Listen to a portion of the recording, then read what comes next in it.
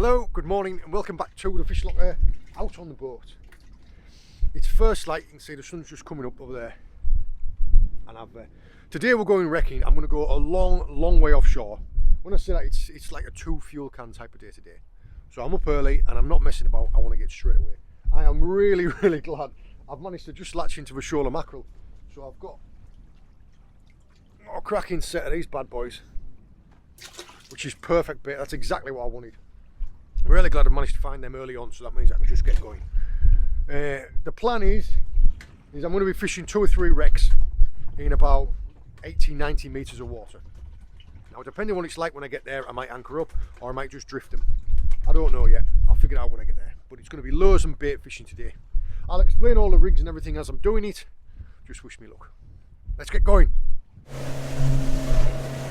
Still going. Still going. Right, well, we have finally made it. We've got where we're going. The first wreck that I tried out here had fishing gear on it. What I mean by that is a commercial fisherman had either shot a net or pots alongside of the wreck. And you can tell that because there's buoys above the wreck. Or when you're steaming over it, you can see it. You can see it on the sounder. Now, I have just arrived. There is, I don't know whether you're going to be able to see this. There is the wreck on my GPS chart. And you can see I'm just coming up to it. That's what it looks like on the sounder. This red patch is the seabed and it's flat, and then as soon as you get bumping up, this jagged part is the wreck. So I'm just drifting over it now. My first drift is just to see which kind of way I'm going to be going.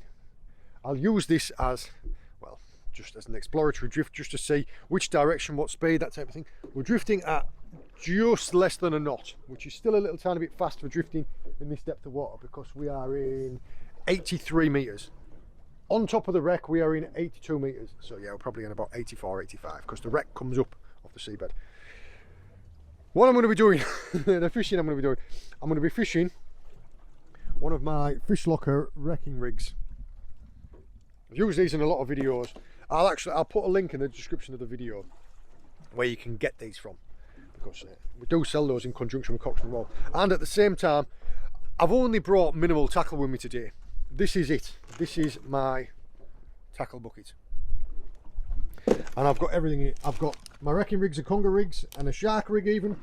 And I am going to fish some lures today. I'm going to fish some soft plastics, hopefully, and some slow jigs. Ideally, the slow jigs, I'll be using those when the tide drops right off. But, yeah. I need to get rigged up. I know roughly which way we're going to drift now. I'm going to try a drift first, and then if it's not working, I'll put the anchor down. But yeah, the target is going to be ling, really, when we're drifting. And when we put the anchor down, it's going to be conger and ling. I'm going to fill it off a couple of them mackerel, and I'll show you the rigs before I send it down. Yeah. The wind at the moment is like northeast, and it's going to be backing round to easterly later on. So we've got kind of wind a quarter cross tide, and then eventually we will hopefully end up with wind and tide together, which should make for okay conditions. Yeah. It's lovely out here, isn't it? Like I say, the rigs that I'm using today, the big rigs for big fish. I'm using 10-0s and 12-0 hooks, and I've just used like the front section of a mackerel and a mackerel fillet. This is, I think this is a 10 or a 12. And I've rigged this with a rotten bottom, so I've got a weak link of mono in there. Now this first drop onto a wreck, you've almost got to see it as being like a sacrificial drop. Because you never properly know, you can drift it a couple of times, but you never properly know how you're going to go until you got a bait on the bottom. Hopefully, what doesn't happen is that as soon as I reach the bottom, it doesn't drop straight into the wreck. Because that sometimes happens, it's just bad luck. You're fishing in amongst like the snaggiest, roughest part of a shipwreck. That's where these fish live. I'm fishing heavy gear. This is a 30 to 50 pound class rod and a TLD 20, and I've got, I think it's 60 pound mainline braid, and I've got an 80 or 100 pound rubbing leader. I can't remember what I've got. But you're going to be fishing down in amongst rough stuff. You need to have tough gear. We're on the seabed. Now the bites you're going to get from ling They're not shy bites, they're not little bites. You will know you've got a ling bite. I've got one now. Oh, I missed it. Yeah, they're quick on the feed, and you will know you've got a ling bite. What you need to do is, when you've got a good solid bite, is make sure you get that fish up out of the wreck, because otherwise it'll take you in a snag. I think that one there was just a little one chasing it.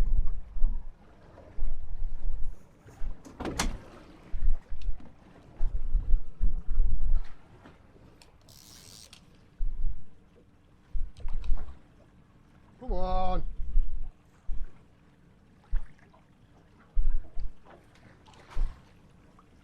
Yeah, it is. It's just a little ling chasing it. I can feel it chasing it and grabbing it. We're still drifting a little bit too fast. We're drifting at 1.5 knots. What I'm trying to do is I'm trying to make sure that the rig and the baits spend as much time on the bottom, but also at the same time the wreckage comes up and down. So you bounce around with your lead, and if you feel it coming up, you wind up a little bit, and if you feel it dropping away, let out a little bit of line. We've just skimmed over the edge of the wreck. With some definite bites on the opposite side of the wreck. So I'll go back and give that another go. It's a long way up and a long way down. No, don't say you've got straight into the wreck. Oh, it's pushed my lead off immediately. Literally dropped straight into the wreck and then snapped my lead off.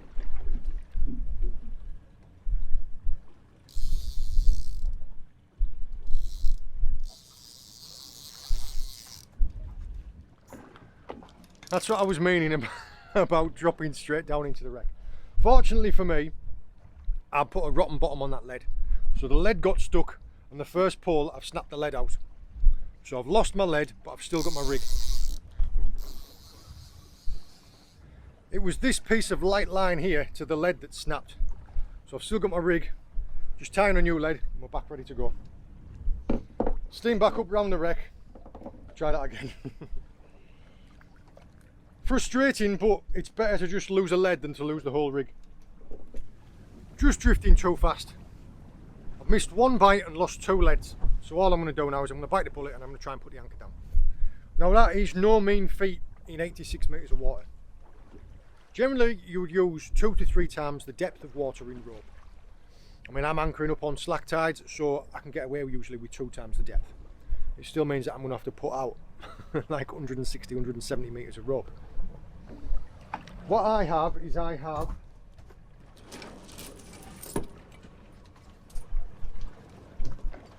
5 kilo Bruce anchor and 20 odd feet of chain.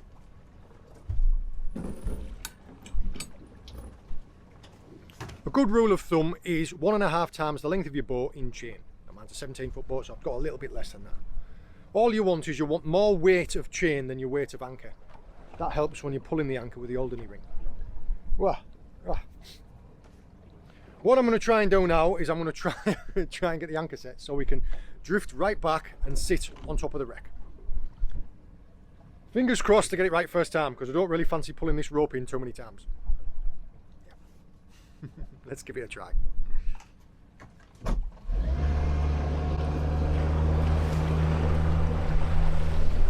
There's an awful lot of just using experience and using what you think, because it's not a definite art. You can use Pythagoras right angle triangle to try and work out how much rope, the depth and the wave from the wreck. But yeah, very rarely do you get it right first time.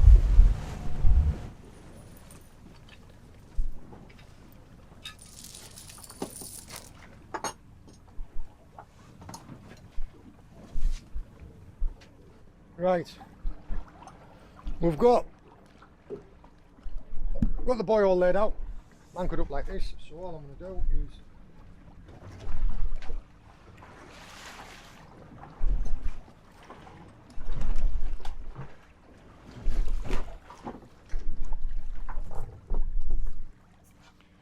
shoot my anchor and do everything over the side of the boat. Then fasten it off to an after cleat. Then pass the rope over the top and tie that round the forward cleat through the hatch. That way you don't have to do all the working with the anchor and all the pulling and all the messing about through that little window. And all you do is you just let it go when it comes tight and you swing round like this. Now we are near enough. The wreck is about 15 metres. Well, you see where that seagull is there at the back of us? The wreck's about there. Might try and let off a little tiny bit more rope and see if I can sit on it. Yeah, we'll see how it goes. It's not perfect, but very little in life is. We'll see. I'll let out another 20 feet of rope and see if we can't drop back onto it. That has sat us back. That's the wreck there.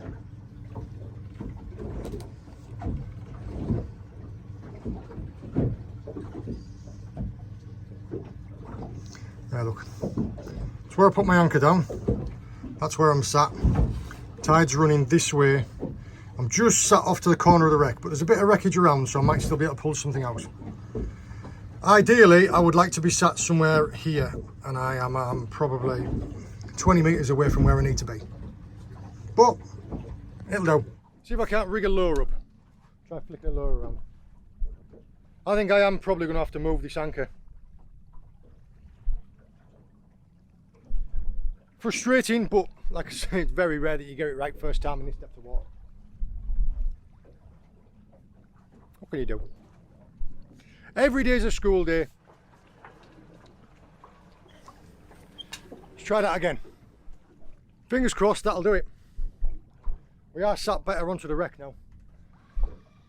Yeah, it's a difficult thing anchoring wrecks in this depth of water, because even a small degree out, when you've got that much rope out, it can be a big difference. Yeah, all I did here was I moved the anchor maybe about 30 metres, and I'm sat. Right now I'm sat okay on the wreck. When the wind changes in an hour or so, I'm probably going to have to move again. But that's all part of the nature of the beast. I'm gonna flick around the soft plastic first, and then I'm gonna put a slow jig on. When the tide drops off to nothing, I'm gonna try and let a little bit more rope out, so I'm sat right on top of the wreck, and I might fish in it with some slow jigs.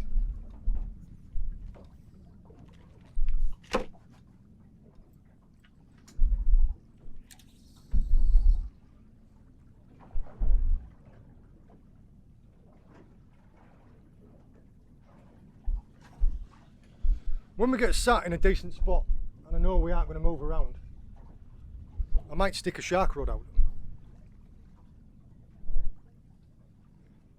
Might stick a bit of chum over the side and put a shark rod out. Because there's nothing to say you won't find one. We're far enough out.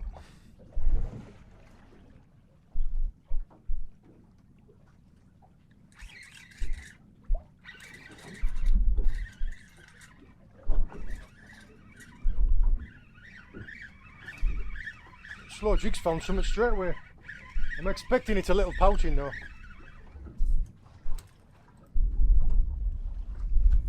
Just like I thought, a pouting. But it's good bait that. Good bait, it's a pouting.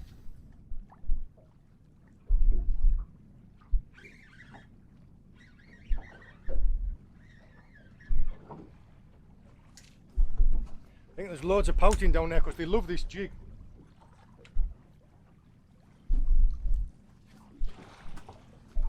Yep. I think I'm going to give the lure a rest, because I don't fancy pulling up too many more of these pouting from 80 odd metres. If we don't use those as bait, they'll go in the crab pots. Yep.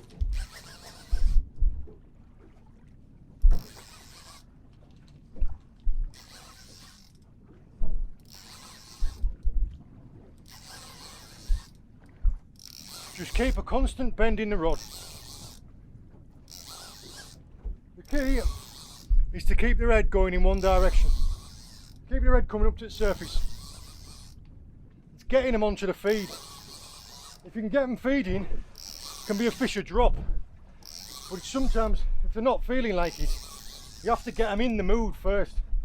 You have to get some baits down there, some scent down there to get them out and about and feeding. Usually your baits will get eaten by pouting and whiting first. They'll chew it all up and create like a big scent trail in the water. Then their commotion, them feeding, will attract bigger fish.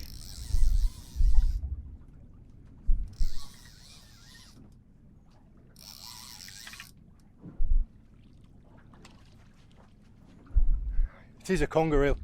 Big one though. I don't know if you can see it.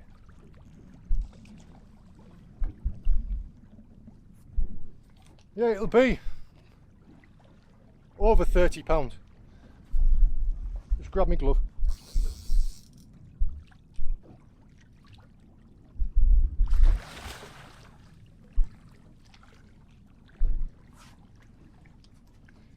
Yeah, if this had been ling, it'd have been amazing.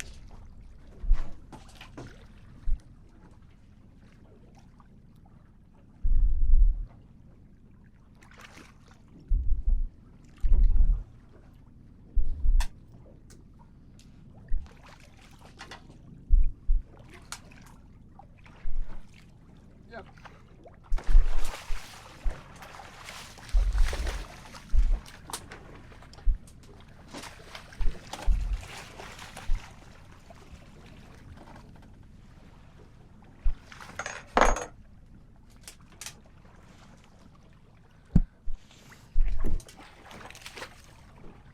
Goes. Yeah, that was a good fish, that. It's good to get the muscles working, but I wished it had been a ling. That'd have been a beauty of a ling. Conger eels, eh?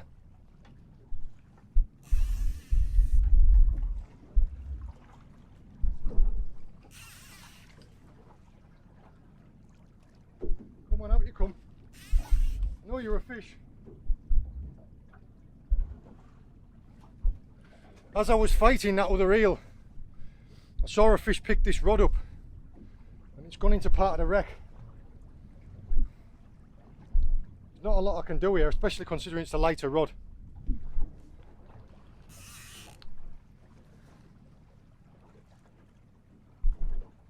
Come on, you're coming out. I feel you coming out.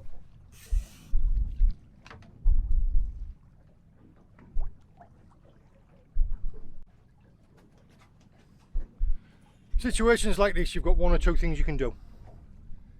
You can either pull for a break and hope you drag the fish out, or you can just wait it out and hope the fish comes out by itself.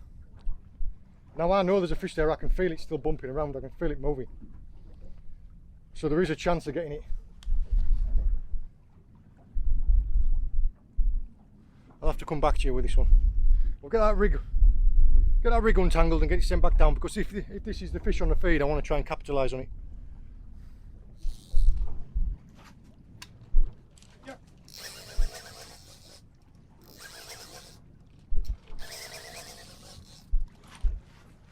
Oh.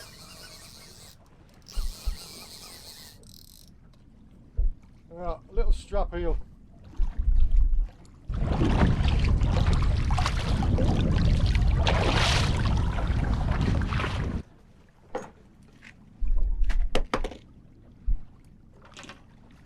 No.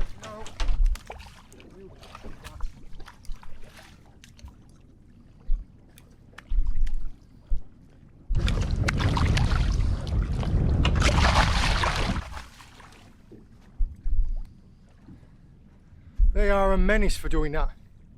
Get up to the side of the boat and just racks about and swing. The first thing you'll know is that lead will fly around and hit you. Not what I'm after.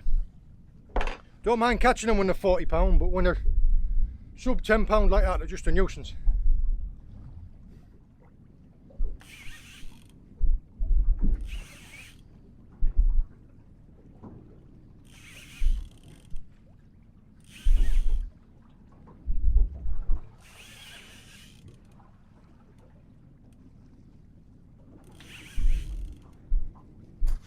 Now this feels like a big fish, but I'm pretty sure I have that other line wrapped up with it as well. Now this was snagged on the bottom. I don't know.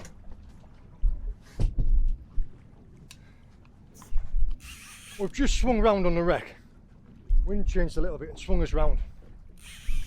And both of these lines got snagged up in the wreck. Now I don't know whether or not this is just a fish that's come free and it's wrapped itself up in that other line. So it's not a very big fish, it just feels like it is because I'm pulling against the line that's snagged in the wreck.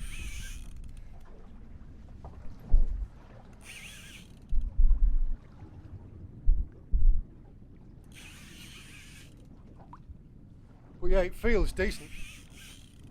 I hope it's a ling, but I think it's a conger.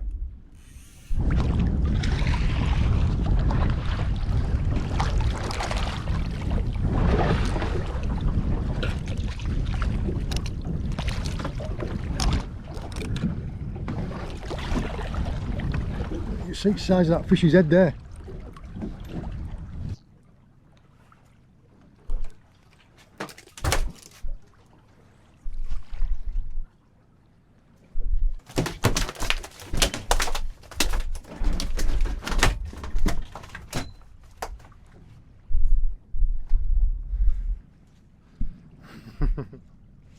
Yeah, that's a big one, that.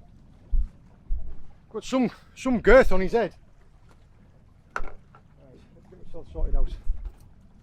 Yeah. Was reluctant to bring it on board because I've got bare feet. Look at the size of that. The width of its head. That's a big eel, that.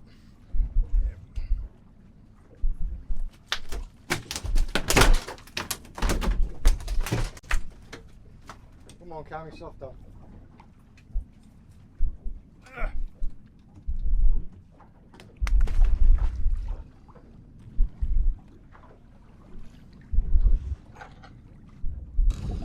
He's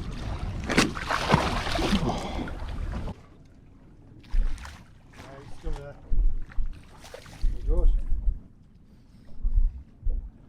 I would have still rather it been a ling. Right. The fishing isn't as productive as I want it to be. So what I'm going to do is I've put a chum bag over the side. I'm going to run a shark bait out just for trying to bonus fish.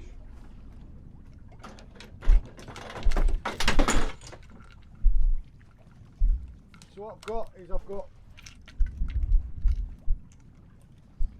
my standard sharking traces with a nice juicy mackerel flapper. And I'm going to run it out on a float. And we're just going to sit it there probably 30-40 yards at the back of the boat, just in case, just because there might be a bonus fish running about. Give me something to do while I'm waiting for these ling to come on the feed. Now that rod there, that is still snagged in the bottom, but it has got a fish on it, as I can see, because every now and again it gives a, so I know it's still there. Just stick it out with a bit of patience. Because even if the rig is snagged on the bottom, if there is a fish hooked to it, the fish will get the snag out. I don't know if you can see the slick there running up the back, like a glassy, oily slick. Yeah, we'll see. There might be a blue shark kicking about. Could do with a ling though. I'd like a ling.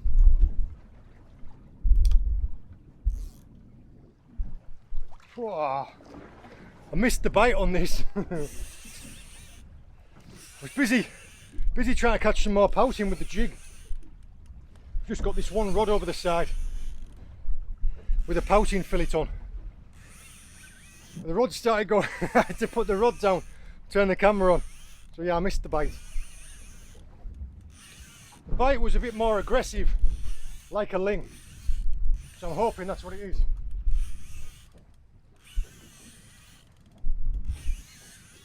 Yes, a lovely ling.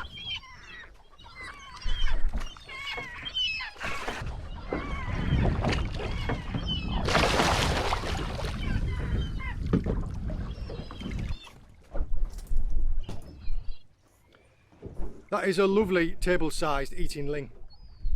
Got one in the end.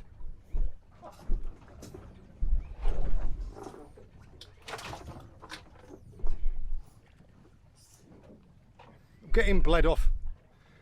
The tide is just about to turn, so it's going to swing me off the wreck.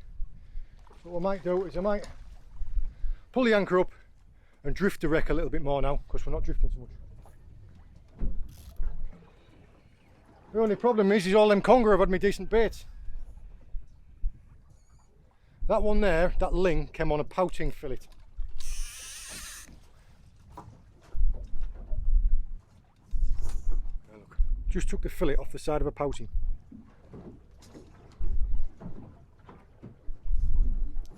Mackerel is, in my opinion, mackerel's the best bait for him.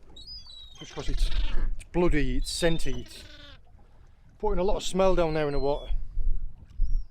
But at the same time, pouting live down on the wreck along with the ling. So it's what they're used to eating day in, day out. So yeah, if you can present to them what they're used to eating, it's a good start. I was hoping to have had another fish out before we swung off the wreck here. Anything between like 10 and 20 pound is a perfect size in my opinion to take to the table.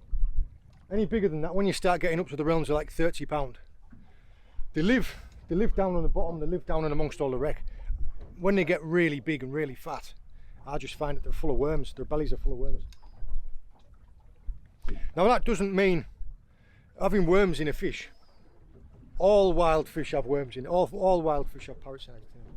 Doesn't mean you can't eat them, it just means that you have to cut out more meat, because generally like the belly meat is absolutely riddled with it.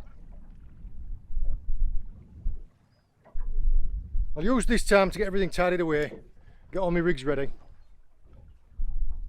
Because that wrecking rig that got stuck in the wreck, I lost it in the end. Give it a while and give it a few pulls and then put a pair of gloves on. Pulled it a bit and I could feel there was a fish there, and then it just bound me up solid. Be quiet! You're not going to get any food off me, kid. Yeah. Put my gloves on and started pulling it up. Oh, there's a fish.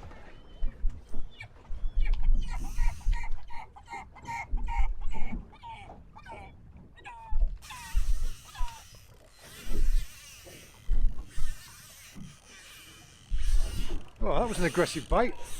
Not a massive fish either. Oh my word, no it's not. It's a Spurdog.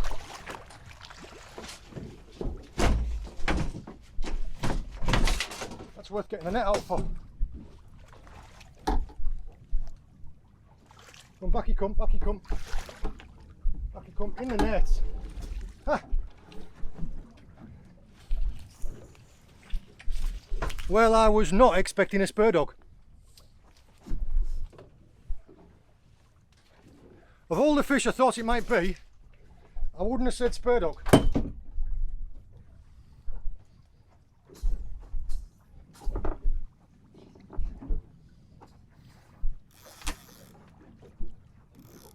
Shark rod's down.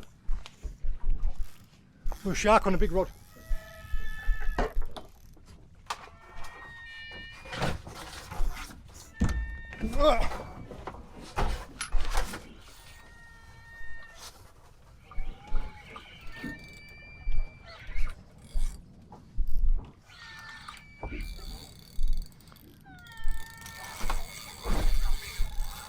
That's more like it.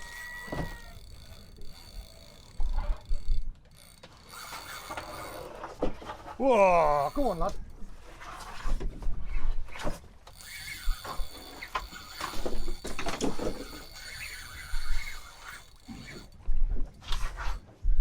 Well, I wasn't expecting that. Spurdog. Then a shark's picked up the shark rod.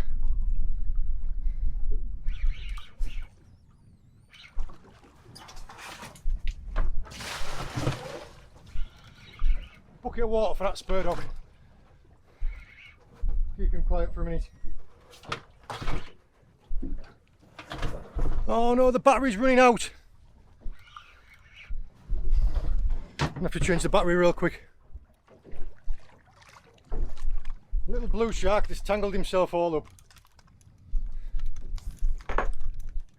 Go on John, where have you put your gloves?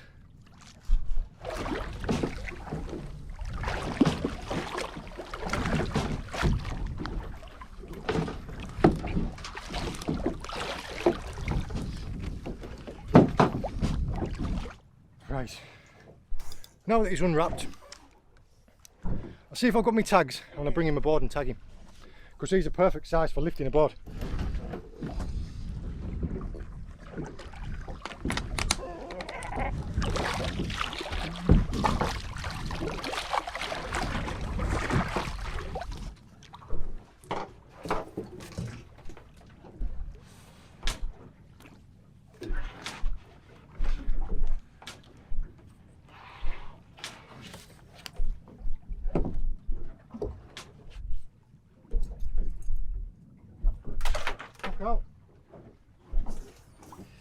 Right, let's just sit him down there for a second.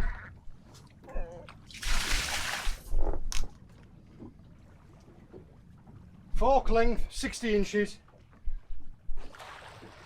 total length 74 inches. Oh my god. Whew.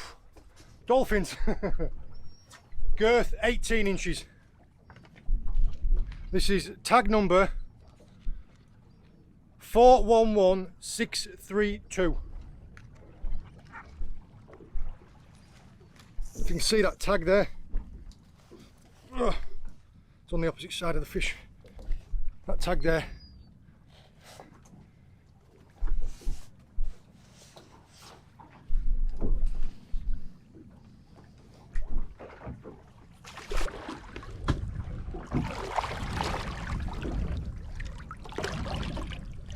There's the tag.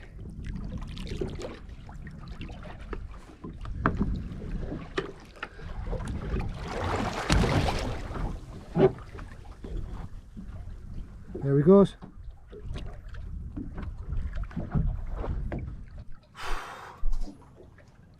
So yeah, managed to sneak a shark out and tag it as well.